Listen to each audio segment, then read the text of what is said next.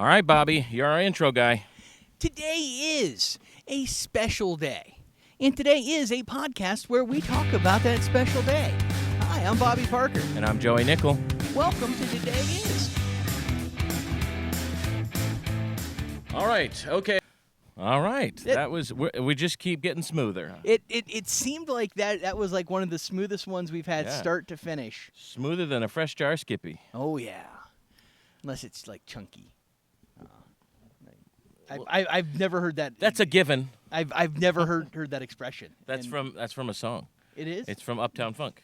Okay. Smoother than now I can't say it. Smoother than a fresh jar snippet. Skip. I can't. Why could I say it once? I have no idea. But now I can't say it anymore. Yeah. You hit that magical moment, and once again proved that I have zero. Yeah. Zero. Knowledge of like pop culture and music. Smoother than a fresh jar Skippy. There, I said it. All right, welcome to the show. We've got a lot to talk about today. A lot of stuff has happened in my life. I am now famous. I've done it. I've finished comedy. You have absolutely made it. I've done comedy, but we'll get into that in a second. How was your week? You get any shows this week? You perform any places? No, I did not. I hit an open mic. You were there last week. It's been 10 days now. 10 days, and since you performed comedy? Since I've a week. I did a mic. Sometime last week. Yeah, it's been longer than it should be, and it's upsetting me. Well, you should get on stage. Yeah, come to the Comedy Zone open mic tonight. I will be there tonight. That is a given. I just don't know if I'm going to get time. So. Why? Oh yeah, I'll get it at Rock Bottom. Yeah, that's what I meant. Yeah. Come to Rock Bottom. Yeah. Oh yeah, put your name in for the bucket draw, but yeah, come to Rock Bottom. Yeah, I definitely will. I've got. Oh, actually no, I completely blanked out about a show, and I feel terrible about it. There was a very small audience, but it was a fun show. Water, then. Thank you. What show was it? I blanked out on the Just One More. Murray. Oh yeah, Just One Murray. More in Murray Hill. Yeah. There were like 5 people in the audience, but it was a fun 5-person audience. Yeah, that's how it was when I did it. Yeah, it was they were more. It wasn't bad. It's basically an open mic, but she pre-books it just to kind of curate the lineup. Right. So. And it was also Easter weekend, so That's true. I had a lot of family stuff going on. So I'm complaining about not having stage time, and I had a wonderful family weekend. So how was your week? It was awesome. So I'm gonna read some fan mail. And then we'll get into it. But I'll tease you. I went to New York this week. I know I talked about going. I went to New York. It was awesome. We're going to get into it big time here in a minute. But I did want to read our fan mail first. All right. All right. Here is some fan mail. Did you give me? Thank you. All right. Sorry, I had to have my son get me a glass of water. I'm a little dry today. I wanted to thank you again for the National Frankenstein Day episode. Because of it, I finally read the book I avoided in school. It has brought such joy and pleasure into my life as of late. With deepest appreciation and admiration, I remain ever indebted. Yours in both gratitude and wonder, John. It's the same guy. But you know what? He is my brother-in-law, but he is a great fan of the show. And we're encouraging people to read. Yes. So yes. I think that's a victory for us. Well, when he got to the Frankenstein episode, he's like, I should read the book because I don't know what you guys are talking about as far as story and stuff like that. That was a while ago, the Frankenstein episode. But he also tells me that he listens with his kids. So just know that, guys, this is a show you can listen to with your kids. Absolutely. That's absolutely fine. We never do anything too terrible. No, I mean, on occasion we might veer into high-level politics very high level. Like, hey, I heard that there was an election. Yeah. And then Right. we move on. And then we move on. Yeah. We never even. Yeah. We don't get too political. We don't say anything bad. Nothing your kids can't listen to. No. They might be bored. Yeah, they might be bored. No, I don't know. My kids like listening to the show. Yeah. My kids laugh. They think it's funny. It's gonna be topic dependent. I Yeah. think. Like Yeah. grilled cheese sandwich. My family was enthralled. Frankenstein. My family, unfortunately, did not care that much. Yeah. Right. My family liked the grilled cheese sandwich episode also. So yeah, listen with your kids. It's a great show. Please like and subscribe. Share it with your friends and your family. Email us at todayispodcast@gmail.com. That's where I got this email. Comment on the YouTube videos. I always forget to look at the YouTube videos to see if there are comments. I will try to make a better effort of that. We could have a ton of comments. I have no idea. Most likely not. But I will try to keep track of the comments. But best way to get a hold of us is to email us. todayispodcast@gmail.com. And I always put that at the end of the show. All right. So today's let's see, where are we at? We're at 6 minutes in. 6 minutes in. At 6 minutes in, because I always put the title up after I say it. Okay. On the screen. So 6 minutes in, I'm going to put the title up right here. Today is National Bucket List Day. Ooh. National Bucket List Day.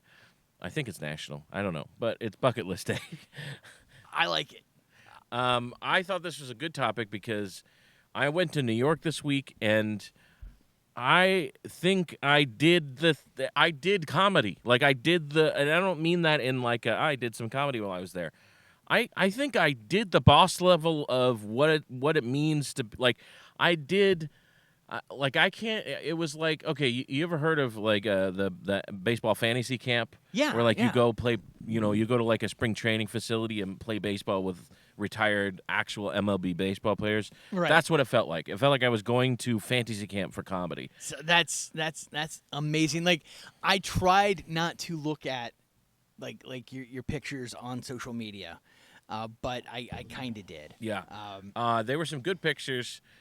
So I'll give you the rundown about everything that happened. It was so amazing. It was, and most of it I did within the first 24 hours of being in New York. So I land at like, I don't know, I think I land about noon to JFK. Okay. I'll talk a little New York-y stuff right now, and we'll get into the comedy in a second. It's great. I haven't been to New York in a long time. It's been a while. Right. I actually think it is cleaner in New York than it used to be. Like I don't think there's I don't know. There's homeless people there, but I don't know. I felt like there were more homeless people last time I was in New York. Okay. Yeah. And I felt like I came across more homeless people on the subway than I did this time in New York.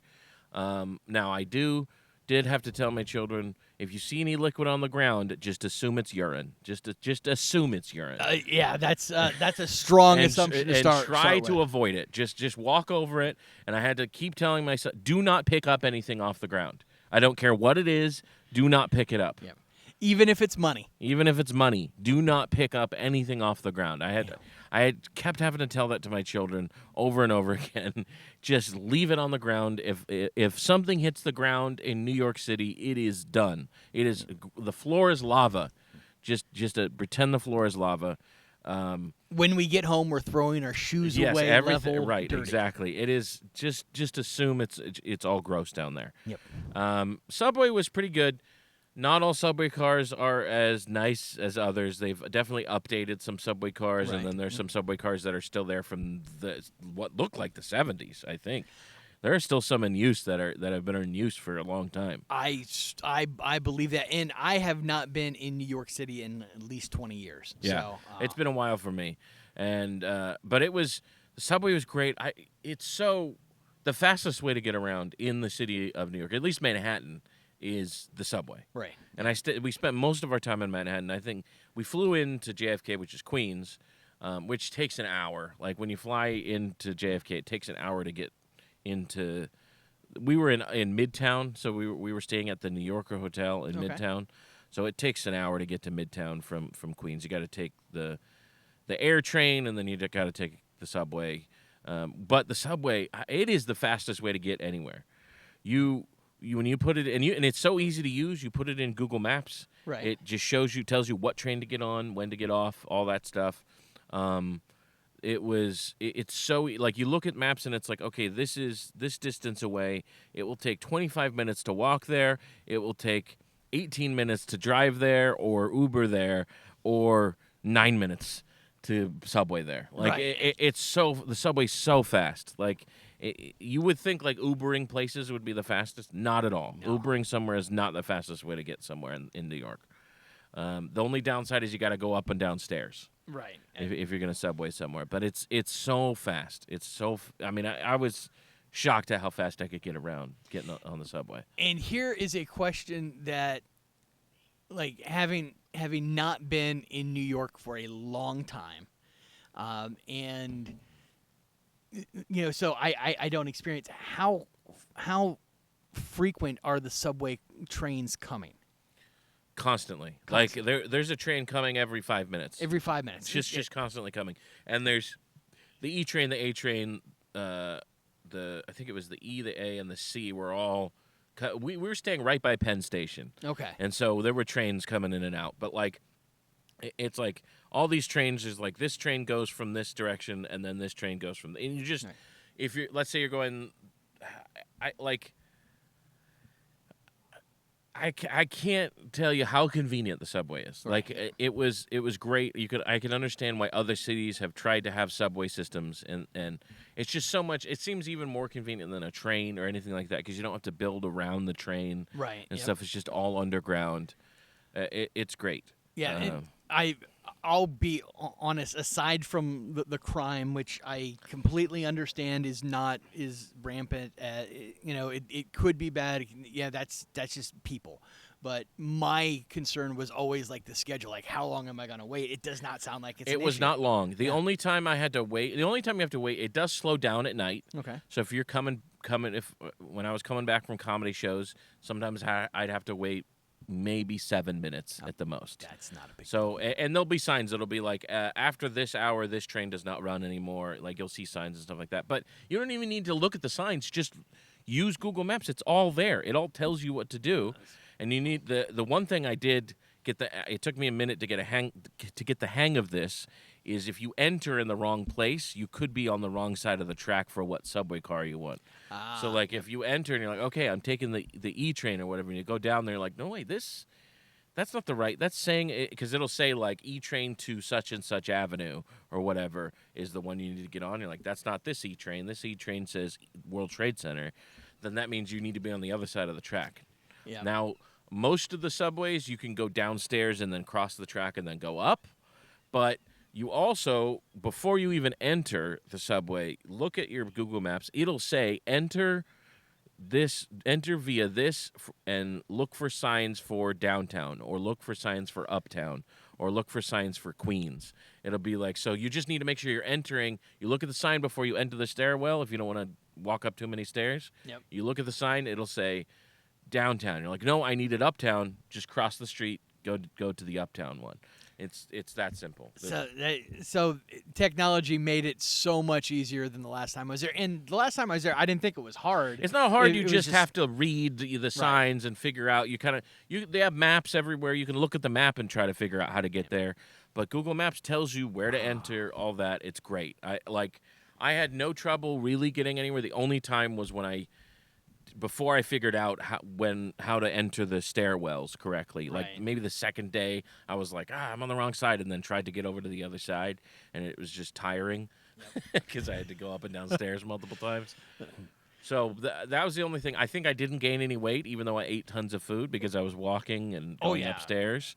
And there are and if you want to walk, it's pretty easy to walk. Like if you want to walk places, and like. There are times where also, like, if you know where you're going, you can get there a little faster sometimes, too. Like, it might say 20 minutes. Look at that cardinal over there. That's a bright red cardinal. Oh, yeah, that is. I don't know why I brought that. I haven't seen that cardinal in our yard before. I'm always surprised at how bright red cardinals are. Right. Like how are they not eaten more? Yeah, exactly. Yeah, that is funny. They are It- very noticeable. They don't it- blend in very well. I think it's because they're aggressive. Yeah, are Cardinals aggressive? They're brightly colored. That makes me think they're dangerous. Well, Yeah. when Albert Pujols was playing for them, they were pretty aggressive. Very true. Yeah. So I got off on baseball. All right, so it is so like you can figure it out. Like it'll say 20 minutes, and we're like, oh, but there's a park in between me. You can cut through the park, and it'll be 12 minutes, kind of Right. stuff. Yeah. So there are ways you can walk fast, but still, Subway's the fastest. And when I say it's a 9-minute subway ride, that includes the time it takes to walk to the subway car. Okay. So it's like yeah, it's 9 minutes, but it's 4 minutes of walking to the subway car, and then you're only on the subway for 5 minutes. It's crazy how fast they go. You know, obviously they can go as fast as they possible. You know, Right. because they don't have to worry about traffic. The Cardinals back. So it was. I just couldn't believe how convenient it was. Now, my favorite stop on the subway train, and it was a usually about a 10-minute trip from. It was like a 10-minute trip from hotel room to the front of the Comedy Cellar door. Oh. It was like a 10-minute trip. I Like, love that. out my door, down to the subway. The subway station that went to the Comedy Cellar was right by the hotel. I didn't even have to cross the street. Oh man. Out the door, down to the subway station, take the E train or the C train or the A train. I'm there in 10 minutes. Right. I'm getting up. I walk 1 block to the Comedy Cellar. I'm in front of the Comedy Cellar 10 minutes after I walk out my hotel room door. That's paradise. I went to the Comedy Cellar. 3 nights I spent on McDougal Street, which is where the Comedy Cellar is. If you're not familiar with McDougal Street, it is Comedy Row. It is. There are, I want to say 6 comedy clubs on McDougal Street, all right next to each other there. Yep. Yeah. I think it's 6. Let me count. So there's Greenwich Village Comedy Club. The old Boston. The Boston, it's not. It's not not that anymore. It's the Barley, or the. I kept messing up the name of it, and I performed there. The Grizzly Pear. The Grizzly Pear. The okay. Grizzly Pear, I think, is the old Boston, or at least that's where they filmed it to look like the Boston. Right. When in the show Crashing. Yes. Yep. I know they filmed the show Crashing at the Grizzly Pear. I don't know if that used to be the Boston or not, but the Grizzly Pear is there now. The Grizzly Pear. Yeah, it's a well-known club, like, but you know, obviously not as famous as the Cellar. Then there was obviously the Cellar. Then now I don't know if you know the history of, and this is not necessarily for you, but for the listeners, the people who own the Cellar. That was the first comedy club in that location. They had the Cellar, and I don't know if it was the first comedy club on McDougal Street or not. It's definitely the most famous. That is the one where. Louis C.K. really made it famous because he put it in his TV. That's where he filmed all of his before and afters right. for the show, and the beginning of the show was him in front of the Comedy Cellar eating a slice of pizza, which I had the pizza he had. I believe it was Ben's Pizza Place. That's what people told me, at least. Okay. And I don't think they ever said which pizza place it was in the show, but I believe it was Ben's Pizza Place. And then I had a slice of pizza from there, walking to the Comedy Cellar. That was the first one, and then they bought the music club behind them called the Village Underground. Okay. So behind them, they shared a wall, kind of. It was like we're like back to back. So if you go around the block, the Village Underground is now also the Comedy Cellar. So they bought that, and they're both the Comedy Cellar. They still call the one it's called the Comedy Cellar at the Village Underground, I think. Okay. Or the Comedy Cellar at the Underground or something. Right. And then the original Comedy Cellar. Then they bought the place next to them, which was called Fat Black Pussycat. And I think it was a jazz club, and then everything around here, by the way, was jazz clubs at one. Like it was all jazz clubs. That makes complete sense. There's still Blue Note is still there. There's still 2 or 3 famous jazz clubs on that street. Blue Note doesn't De Niro own that? Oh, that's possible. Okay. I don't know. Yeah.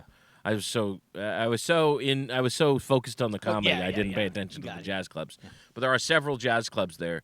There's like the Wah. It's It's like WHA, the Wah Club or something. I don't know. I didn't know that. But there's several jazz clubs there still. But I think they were all jazz clubs at one point, and then they kind of transitioned into comedy clubs. Right. But so Fat Black Pussycat has a main room and a bar room. So there's 2 clubs there with 2 different shows going on. So that's 4 clubs just owned by one. I don't know if it's one person or just one group of people or whatever. They're owned by the same people. So that's 4 clubs right there. Then so there's at least 6 because then there's Grizzly Pear and Greenwich Village, and there might be there was another one too. It was like I want to say like Tiny Closet or something. I don't know if that was on the same street. Anyway, there's at least 6 on that street there. So I land. I'm texting Brennan Tassif. Shout out to Brennan Tassif. He has an awesome podcast called My Ex Drinking Buddy. It's a really good podcast. Do not listen to that one with your kids. Yeah. But it is a good podcast. I texted Brennan Tassif. He's been in New York for a couple years now. I said, hey, I'm landing in the afternoon. What do you suggest? He sent me a spreadsheet of shows to perform at. That's fantastic. Just every day for hour. Like the open mics in New York start at 1. They start at 1 p.m., not 1 a.m., 1 p.m., and they go till 1 a.m. Like, they're 12 hours of open mics you can go to in multiple locations all across the city. That is amazing. It's crazy. And not just in Manhattan. You can go to Brooklyn and Queens and the Bronx. There's open mics everywhere. Manhattan has the most, but there's open mics anywhere. And I said, great. And then he said, do you want to check out some shows? I'm going to go to the Comedy Cellar. He said he always goes to the Comedy Cellar at 8 o'clock every Wednesday and eats dinner there and watches whatever show is there. Right. And I was like, great, I'll join you. So I went to an open mic. First, I tried to go to the Greenwich Village Comedy Club. The door was locked and the show was canceled, turns out. But some of us comedians had gathered there trying to get in, and then we messaged the guy who runs the show. He's like, sorry, we canceled. We forgot to tell everybody. But luckily, 2 doors down was another comedy club having another open mic. So we went there. So we went there. I signed up for that open mic. I did that. So within a couple hours of me landing, I'm on stage at a New York comedy club doing comedy. That's amazing. I love that. And it was good open mic. And it was they had their open mic start. It was like a 5 o'clock and a 6 o'clock open mic. Okay. And they do reset, so they do. It's not just the same open mic continuing on. You sign up for the 5 o'clock. There's only an hour, so they have limited spots. Then if you show up and it's full, then you sign up for the 6 o'clock. But you can go on twice if you get there on time. So I went on for the 6 o'clock open mic, and it was great. I had a good set. I gained 3 Instagram followers after the show. That's always people a plus. came up and was like, "Hey, that was funny. What's your name?" And then we followed each other on Instagram. Grizzly Pear was pretty. It's a pretty cool club. It's nice. Actually, it's not nice. It's very rundown and dilapidated, and it's very much a dive bar. But it was fun. But it's a place. That's yes, a place. It was a place, and it was a legit comedy club that I got to perform at. So then I'm like, okay, that was awesome. And then I just kind of explored for a while and just checked out where all the clubs were. I kind of took a picture in front of the Comedy Cellar, that kind of thing. And I've got till 8 o'clock. I'm going to meet Brennan there for dinner. Right. So as I'm there kind of exploring, Chris Distefano walks around the corner. Now, I have met him before. I met him years ago when he did the Comedy Zone. Okay. He was not famous yet. He was getting there, but he was like a touring headliner kind of that was not selling tickets, not selling out or anything. Obviously now he's doing arenas and theaters and stuff like that. So he's up there. But he walks around the corner and I said, "Hey, Chrissy D, what's up?" And acted like I knew him. I didn't want to be like, I don't want to seem like a fanboy, but it's like it's obviously he didn't recognize me. Obviously, he only met me once. Right. But I was like, "Hey, what's up?" And he goes, "Hey, how you doing?" I was like, "Hey, I can't remember what I said. Oh, I said, "Hey, did you go up?" And he's like, "No, I'm just filming some things." And he had like somebody there. I think he was like filming a TikTok or whatever. And then I was like, "All right, cool. Hey, I was a big fan of the podcast and everything." And I say, do you mind if I get a picture? Is that weird? He's like, no, for sure. And then he comes up, and then now he was on Jeopardy. Did you know this? He was on Celebrity Jeopardy a couple weeks ago. I did not know that. He was on Celebrity Jeopardy, and the thing that happened to him that was everybody was talking about was he really wanted to say, I'd like to make it a true daily double, which means you risk it all when you get the daily W. And if you get it wrong, you lose all your points. You're at zero. All your money. You go to zero. On the last daily double of the show, he couldn't resist, and he said, I'd like to make it a true daily double, and he got it wrong and had zero going into Final Jeopardy. And so it was sad. He was like kind of upset, but he's like, I did it myself because he was doing very well. Right. He might have, I think he might have had a chance to win if he hadn't have done that. So as we're taking the picture, I say, all right, everybody say, let's make it a true daily double. And then we took the picture, and then he laughed at that. He thought that was funny. And then we talked for a minute. I told him I was a comic. And I said, hey, I met you years ago, and I was like, big fan, but I'm here doing some shows and checking it out. So it was a nice little conversation we had. Awesome. And he could have walked on and just walked away at any moment. It's New York. You can just walk by. He could have said hi and walked away, but he took the time to talk to me for a minute. It was really fun, and the picture was fun.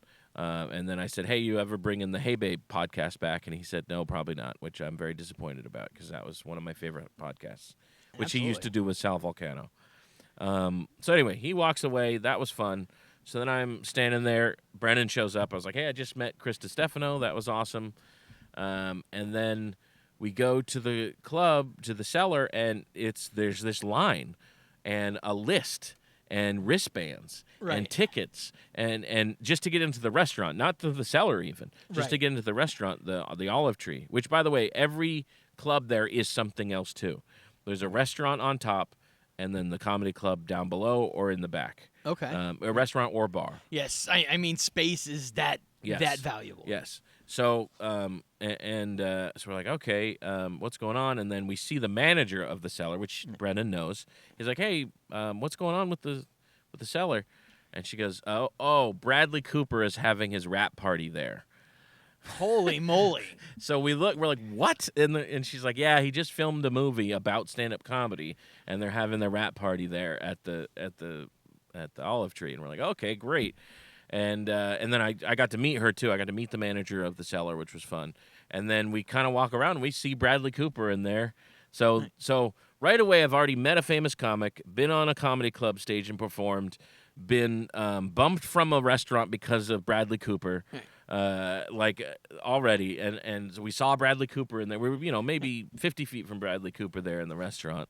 I mean, Bradley Cooper is one of the few people where I think I would just be starstruck. He's in some of my favorite movies. Yes, he's a Star Trek kind of guy. He's a starstruck kind of guy. Like he's the kind of guy you see, and it's like Tom Cruise or something like that. You see somebody like that, like that's a movie star. Like holy moly. That's a movie star experience when you see a guy like that. And it was a movie about stand-up comedy. Yes, and it was a movie about stand-up comedy, which I didn't even know he was making. Exactly, I love that. So that happened, and then he's like, okay, well, let's go to the Stand. Now the Stand is he said this. So the Cellar is the best comedy club in New York.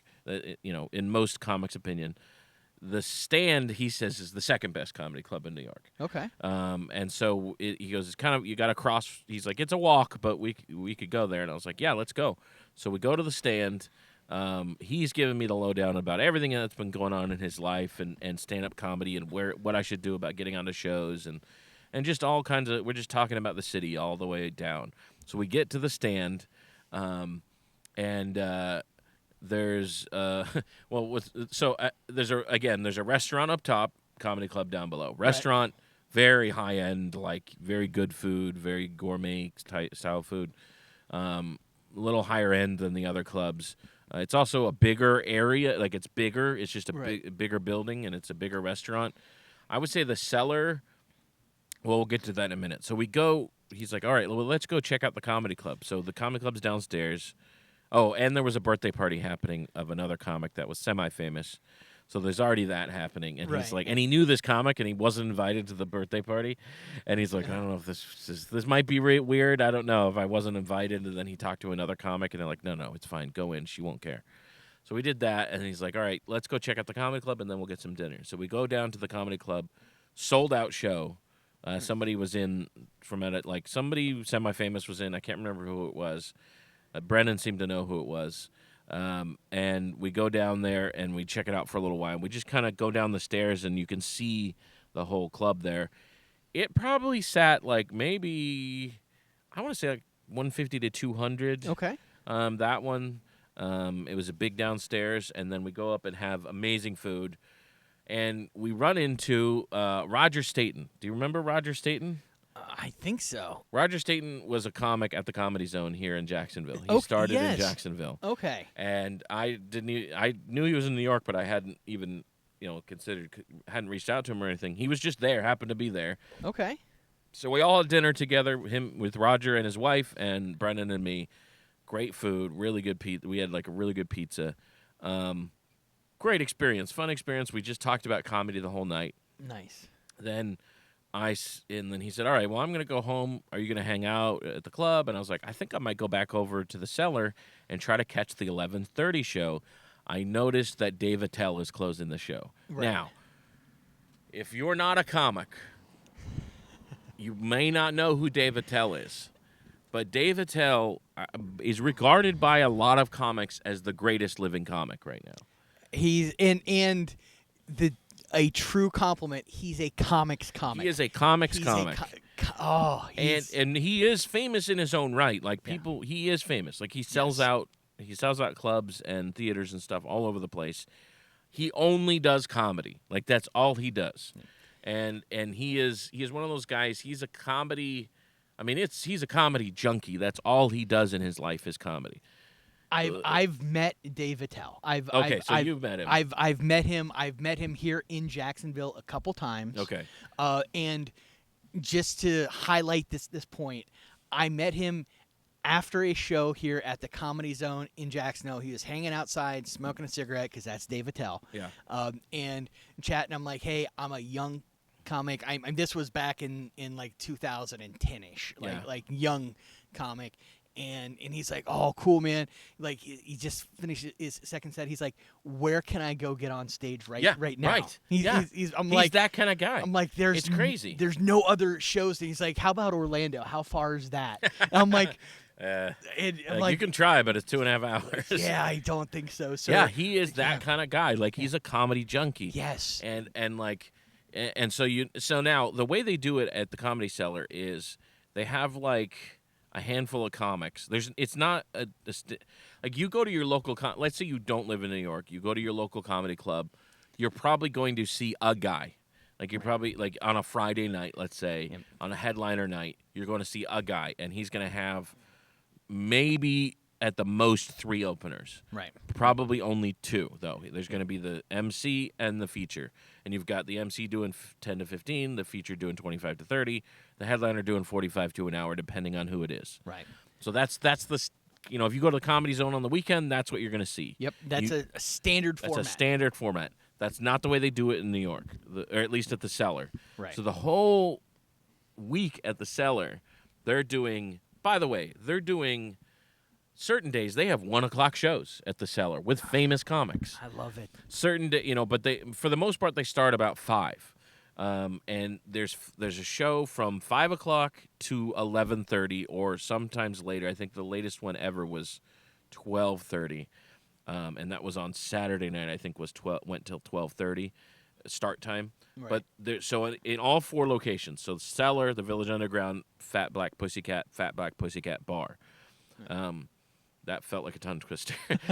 So all 4 of those locations, you've got a handful of comics, and they're kind of rotating all the venues. So Dave Attell's let's say he's doing the 7:00 at the Village Underground. He'll probably do the 9:00 at the Comedy Cellar. Nice. And it's like, so you can see them. They do multiple shows. So, they get booked. Let's say they get booked to do an hour when they go out of town. They're probably still doing an hour at the Comedy Cellar. They're just doing it in 15-minute increments around. Right. So there's usually about 5 or 6 comics on a lineup. First night, Dan Naturman is on the lineup. Okay. Which, do you know Dan Naturman? I know the name. Couldn't Great do comic. material. Like Okay. honestly, like a classic, like one of my favorite classic style comics. Really good, really fast talking, really good comic. He was on America's Got Talent, but he's a regular at the Comedy Cellar, a New York guy. Okay. Dan Naturman was on the show. Does he have big lips? Yes. Yeah. Okay. Sorry.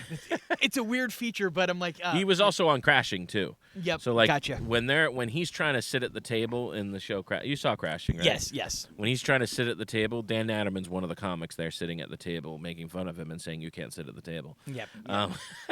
But so he was on the show and Dave Attell was on the show, and I was like, oh, right there, just seeing those two guys live. And now I go back for the 11:30 show, and I know nothing about how to get in. Right. So I go up to the nearest security guard, which I don't know if they're necessarily security guards, but just door guy. There's like 6 of them that kind of work all of the venues there, and they wear black clothes. What? Your password for what? I don't know. Ask Lewis. Ask Lewis to call Mom. Ask Lewis to call Mom. That was Packer making an appearance, asking what his password was to Xbox. That's a very important question. I can understand walking out here for that. So there's a guy sitting there with a clipboard, kind of, and I said, "Hey, any chance there's tickets for the 11:30 show?" He said, "What you want to do is you want to go around to the alley right there, next to the Comedy Cellar. There's a sign that says." Standby tickets. So he said, show up there about 10:30. He goes, well, you can show up earlier. People will show up earlier, but they're going to take names at 10:30, an hour before the show. They'll take your name, and then you come back. Sorry, there's a bug. They'll take your name, and then you come back at showtime, and they'll let you know if you got in. So I was like, great. I'm alone, so I feel like I've got a good chance being a single, one person in my party. Right. So I kind of wander around for a little while, and then I go back at about 10:15. Well, my plan is to go back because there's nobody lined up yet, and my plan is to go back as soon as I see somebody line up. So I see somebody line up. There's 2 guys lined up. So I was like, all right, I better go check. I better go wait. So I go and wait. It's about 10:15. I'm third in line. The guy shows up at 10:30. You have to have a physical an ID because you have to show that later. Right. So he has a QR code. You scan the QR code. By the way, we were all lined up against the wall, and he came up and was like, "Hey, move over, get in this line, like get on the other side, get in this line behind the sign." He made us all line up correctly, which, by the way, happened every time. I did it 3 times, and every time everybody lined up over by the wall, and he made a move to the line. Okay. So we go to we scan this thing, you put in your name, and then you show up back at showtime. In the meantime, I went to the Grizzly Pair and watched a show there. Okay. Because they have a professional show going on. Now these guys, going to the Grizzly Pair is like going to a minor league game. It's like these are guys that are about to be famous. Like some of them have TV credits. Yeah. And there's definite talent. And there's definite talent, and they were funny dudes. Some of them are about to, like one guy I saw, he was gonna do Jimmy Kimmel for the first time that week. Like he was about to do Jimmy Kimmel. And he was running his Kimmel set and all that stuff. So these guys are all, good comics. They're ones that may or may not have been passed at the Cellar. They're probably not if they're performing there. Right. But they're, it's like watching a AAA game. It's like they're still funny. They're just not quite to Comedy Cellar yet. So I go and watch that show for a while, and then I go back at 11:30 and I go out to the line. They call your name, and then you have to show your ID, and then they give you a bag to put your phone in. There's no phones at the Comedy Cellar. Yeah. So I put my which I was a little disappointed because I kind of wanted to sneak a picture of Dave Attell on stage, but I put my phone in the bag. They sent so I make it. I make the standby list. I go in. I get put on the side. I was not aware how small the Comedy Cellar was. Have you been inside the Comedy Cellar? I have not been inside. I've seen pictures. It maybe seats 100 people. Like it is. I in my brain, I'm thinking this is the most famous comedy club in America.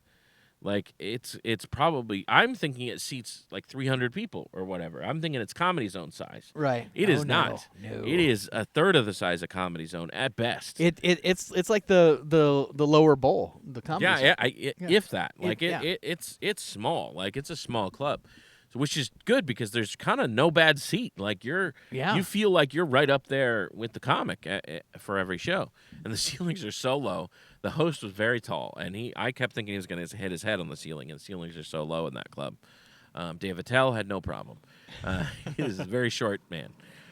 So we're sitting there. So I watched that. Ari Shaffir showed up too. He was not on the list. He was a drop-in. Ari Shaffir. Nice. He's very famous. I'm not a huge necessarily Ari Shaffir fan, but he's very famous, so it was kind of cool to see him. And then Dave Attell closed and just annihilated. Right. I mean, he could do no wrong. Now the crowd was great. The crowd was really on board that night, and I assume the crowd's always great there. You know, but it was just. I mean, it was magic. He just comes in and just destroys. It's like watching a musician walk into a room, pick up an instrument, and just do something amazing. I mean, it was really great, and he now because there was Ari Shaffir and one other comic kind of did a drop in. So he actually did less time, which I was a little disappointed about. Right. So he only ended up doing, I don't know how long he did, but he did less than the other people. He kind of, because they got to keep the show moving. It was the last show of the night. I wish he'd have gone a little longer. But anyway, they got to make, they're making money. They're trying to run a business. So he only, I don't know how long he did, but it did feel shorter than the other comics, which I was a little disappointed about. But he just, I mean, it was magic. I mean, he just destroyed. For the whole time he was up there, everything he said was funny. It was great. He comes off stage. Now, they do it right there as far as performance. You pay your check after the show's over. Oh, so you're there, and so you got to wait for your check, and then you get a stamp on your receipt, and you got to show the bouncer your stamp, or you can't get out of the club. So I appreciate that. Yeah, I mean, which is good for the comics. There's that way they're not trying to pay a check during the show. Which they, to be fair, they were very fast with the checks, right? Even though it was after the show. The waiters and waitresses, I mean, really good. To work at an establishment like that, you've got to be very good. Yes, you got to be very good because it's probably a coveted job. Yeah, and they probably get tipped well because they're doing shows so often. It's like every hour and a half you're getting a new crowd of people. And I want to say this as a comedian, as a stand-up, I don't think comedians give the wait staff enough credit. Yeah, I always try to. Absolutely. Whenever I perform at a club, I always really try to give the wait staff credit and make sure that I tell people to tip well and stuff. And they seem to appreciate it, and I'm happy to do it because they do work really hard. They're working very hard. Which, by the way, that's where the club's making their money. Right. Like, they're making way more money in food and alcohol sales than they are in the comics ticket sales. Absolutely. And as a matter of fact, just quick tangent on that, like, one of the reasons that the mothership has taken off in Houston, pardon the pun, so much, they were able to take most of the staff from L.A., Oh, they brought the staff with them? Yeah. Oh, yeah, okay. So they had good comedy club staff. Yeah, it was 2020 lockdown. Yeah. Everything shut down. Rogan basically paid them to come move and come work at the start mothership. A club. Yeah. Like, hey, all of this experience, make it work, and that's why they've had less problems than other clubs starting. Yeah, that makes sense. Yeah, I mean it's good to see a club that's run well. Yeah, and this is good. And Comedy Cellar was run very efficiently. Oh, man. It's like clockwork, and they get you in and out, and it was just awesome. It was just It was like a magical experience to go. So then we come out, and you come out the Comedy Cellar stairs, and then right to the left, sitting on the stairs that go up, there's Dave Attell. And he's just standing there, and I was like, "Oh, hey, Dave Attell, good." Or I don't remember what I said. I was just like, "Hey, good show." And he's like, "Yeah, you want a picture?" like right away. And I was like, "Yeah, definitely." I mean, and then we took the picture, which he looks like a very bored old man in the picture. But, right. I mean, I was like, "You asked if I wanted the picture. Like, it's not like he wasn't mad I was taking a picture or anything." So we take the picture. I was like, "Hey, you coming to Jacksonville anytime soon?" And he goes, "Actually, I'm planning a Florida tour pretty soon." I was like, "Okay, great. That'd be awesome. I'll look for it." And I said, "I'm actually a comic in Jacksonville." He goes, "Oh, okay." And then it like a switch was flipped. Right. And then and then it's kind of similar to your experience. He just started talking comedy and like told me where like you need to get up at this club and this club, and then the best open mics are here. And like if you want to try to do a showcase, you could probably talk to this person. All this stuff. Just started talking comedy, and then we had a great. I probably hung out and talked to him for a good 15 or 20 minutes there, just on the step. Other people were coming up to take pictures. He'd take a picture, and then come back to the conversation, and then tell we talk about comedy, and we talked about touring and like the clubs in Florida and stuff, and what clubs I had done in Florida, and about McCurdy's. We had talked about performing at McCurdy's and how we both think that's probably the best independent club in Florida. Yeah. And just great conversation. Like I mean. He treated me like a colleague, That was great. That is amazing. Which is what I wanted. I wanted to be treated like a peer. That is so fantastic. Once you're in the club, it's so cool to just hang out and hang out. Now I was surprised he was the only comic to hang out after the show, which I don't know why, but he was the only one there. Now he was the closer, but I thought some of the other comics might hang out, but he was the only one. The only thing that I could possibly think of is they're off to get stage time elsewhere. Maybe, yeah. Maybe they went off to do another show, but I'm thinking it's the 11:30 show, so I'm thinking they would want to hang out, or they're just like, no, Dave hangs out. Right. Like this is Dave's time Right. to hang out. So I don't know. It was, what, Packer?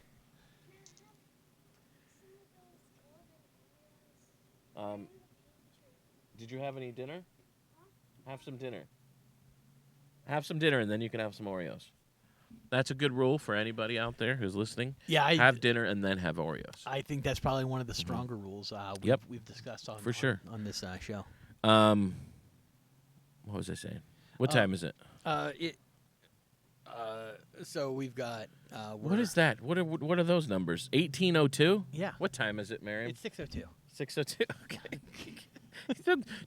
Don't show me double digits in the evening. I mean, it's how you tell time. All right. What are we in the Marines? 18:02. Get out of here with that. 6:02. All right. So we got a few minutes here. But what was it? So Dave Attell was the only one. Dave Attell was the only one hanging out. So today's topic is bucket list. I mean, meeting Dave Attell is a bucket list item for me. Absolutely. Going to the Comedy Cellar, bucket list item for me. Performing at a comedy club in New York, bucket list item for me. Meeting a famous comic on the street, bucket list item for me. Being snubbed by a movie being bumped from a restaurant by a movie star, bucket list item for New York at least. It's like I got all of that in the first day. That's amazing. Like in the first few hours, I got all of that in. One funny story about Dave Attell. So, we were talking and he was taking pictures and he would break to take a picture and stuff. Well, every time somebody would take a picture with him, he'd say, "Did you enjoy the show?" And they'd say, "Yeah, of course, it was great." And then one time he said, "Did you enjoy the show?" And the guys weren't listening or whatever and didn't answer. And then they walked away and he's like, "Did you enjoy the show?" As they're walking away, and he's like, they still didn't answer. "Did you enjoy the show?" They still didn't answer. So he gets off the stoop, runs him down a New York City block, and was like, "Did you enjoy the show?" And they're like, yes, we enjoyed the show. He's like, "Good." And then he came back to the stairs and finished the conversation. I love that just addiction. You need that. You need that validation. It was great. It was great. And then so that happened. Then the next day, I didn't do any comedy. No, the next day I did. The next day I went up at Broadway Comedy Club. Okay. Which that mic was even better than the Grizzly Pair. That was a great mic. I had a great time there. Had some great feedback. There was now that was the 5 o'clock mic. So there's a 1 o'clock mic, a 5 o'clock. There's like a 1 o'clock, a 3 o'clock, a 5 o'clock. It's like all of these mics during the day. Then they do the professional shows at night, starting at about 7. And then it's like starting at like midnight, there's more open mics. It'll be like then there's a midnight open mic, then a 1 o'clock open mic, then a 2 a.m. open mic kind of stuff. So it's like there's mics constantly. Any day you can get up on a real comedy club stage and do a mic. And the list that I had tells you what neighborhood it's in, tells you if it's a legit comedy club or just a bar or a theater, like what kind of venue it is, right? All that stuff, and it tells you like this is the mic time and the last comic goes up at this time. It's like so just so you know how long you have. Like it's like even if you get there in time to sign up, if too many comics sign up, you won't get to do the show. Right. So I did Broadway Comic Club, really great. Ate dinner at Keen's Steakhouse, which is with my uncle who lives there. Nice. And then and then I didn't go back to Greenwich Village that night, but then the next night I did Mike at Greenwich Village Comedy Club. Okay. Which is great. I love Greenwich Village. That's a great comedy club. And then again did the standby line for Comedy Cellar, and Dave Attell closed again. And that was the Friday show. Yeah, that was Friday. So did the standby line. It was much busier Friday. Like the whole street was very packed and busy. Right. And then after the show, I come out. Dave Attell's the only one on the stoop again. I was like, "Hey, good show," and I was like, "Yeah, I was here at the Wednesday show." He goes, "Yeah, I remember. And we talked for maybe 5 more minutes. The big hang was the first night, right. so I didn't want to push my luck with that. But we talked for maybe about 5 more minutes, and I told him that he goes, "Did you go up today?" And I was like, "Yeah, I went up at Greenwich Village today, and I did Broadway Comedy Club yesterday." And he goes, "Oh, good. You got some mic time while you're here." And he was very, very interested. He wanted me to get some mic time while I was in New York. He knows what's important. Yes. So that happened, and then the last night, then I did it a third night. Went back, did the late show again. That time Todd Barry was on the show. Awesome. Which I was really excited for Todd Barry. Chris Redd was listed as being on the show at first. Okay. So I was like, oh, I'm going to get to see Todd Barry, Chris Redd, and Dave Attell all on the same show. Chris Redd, it changed last minute, though. So I don't know why. I don't know if he ended up doing another show or whatever. But, Saturday Night Live wasn't recording this weekend, so that's probably why he was doing shows there. But he was doing shows there all weekend. I never got to see him, though. But so I'm like, okay, last show, every show I went to, Dave Attell was closing. Last show, phenomenal. Oh, what's funny about the second show is I was like, this crowd's pretty good still. I'm thinking the crowd's great. Guy next to me, he's like, we had talked and he knew I was from out of town. He's like, how'd you like the show? I was like, oh, that was awesome. Crowd was great. And he goes, I've been to 20 probably shows here at the Comedy Cellar. That was the worst crowd I've ever heard. And I was like, really? And he's like, yeah, I mean, it's usually better than this. And I was like, that was better than any crowd I've ever performed at in Jacksonville. Like, it was like, I couldn't believe. I was shocked to hear that about the crowd. And then the next time it was. So I was worried about going to see Dave Attell more than once, thinking like the first time was so magical. What if it's not as good the next times? It's but the third show was the best one. I have to ask this super nerdy comic question. Was it majority new material each show? It was about half and half. So it was like I would say he had a bit. He had a set he was working on. Right. I would say he had a set of jokes he was working on, and I heard those jokes. I heard it multiple times. But he also is doing whatever. He's flowing. Like he reacts to the crowd. He's making up stuff. It's like he sees somebody, he says something. He's one of those guys that can really adjust and just make stuff up on the spot. Now, whether he's actually making it up or he's just been around so long he has them in his brain, either way, he's able to recall and come up with new stuff that you didn't hear the night before. Right. So it's amazing. But yeah, the last night he just destroyed. There was this one guy who wouldn't shut up, and they almost removed him, but Dave Attell didn't want him to be removed because he wanted to make fun of him for his set, and he did. He made fun of him his entire set, and it was amazing, and he just destroyed with it. And the last joke, I don't remember what it was. His last joke was making fun of that guy. He got the last word in, and it was just destroyed.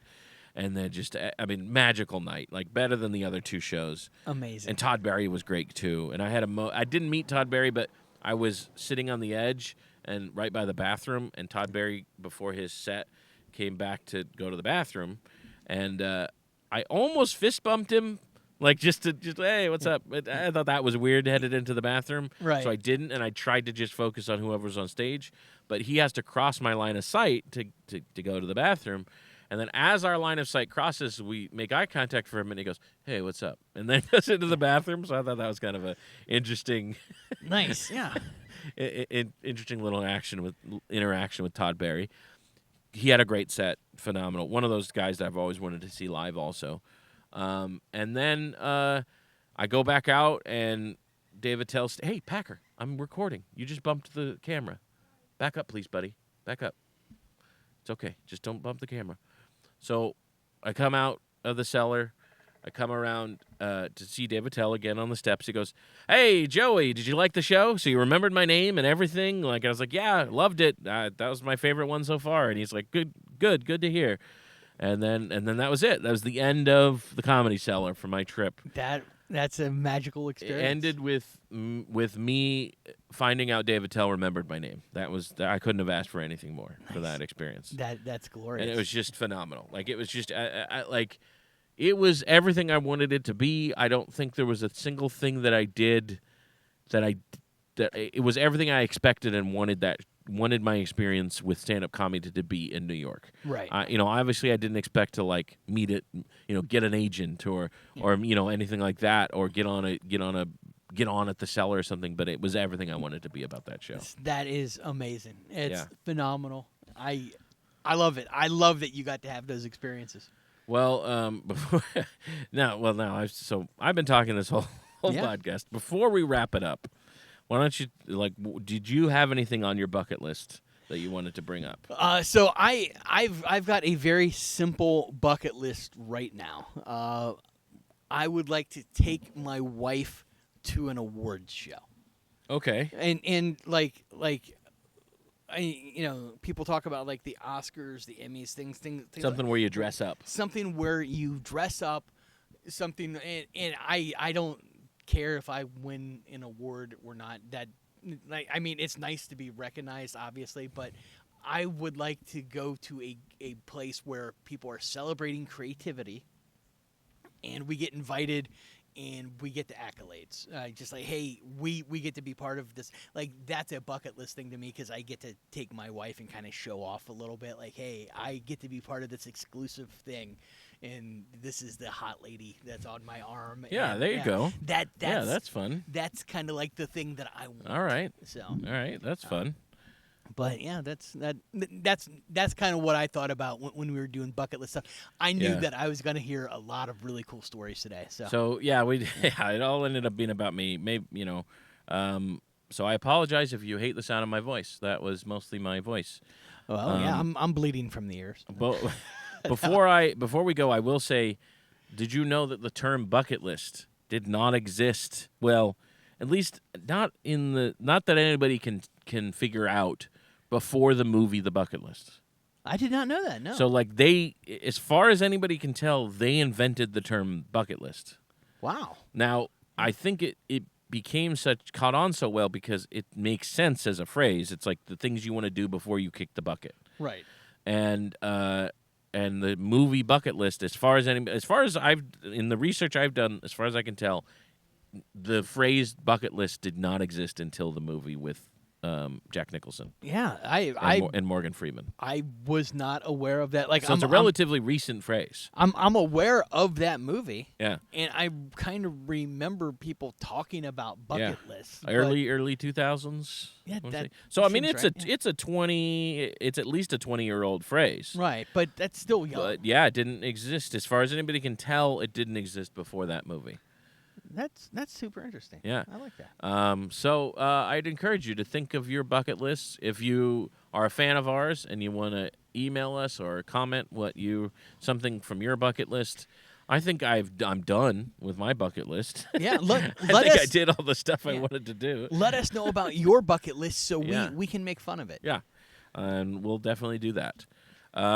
Okay, shows that are coming up this weekend. So Saturday, I'm doing a private gig during the day or early evening on Saturday, but late evening at 11:45, I'm doing the midnight hour again at First Coast Comedy. First Coast Comedy with Mark Christopher. Mark Christopher's in from out of town. We're doing the private show together, and then we're doing the midnight hour show.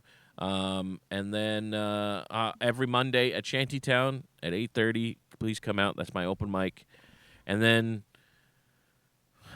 May 3rd, I want to say. So first Saturday in May 3rd, I will be at the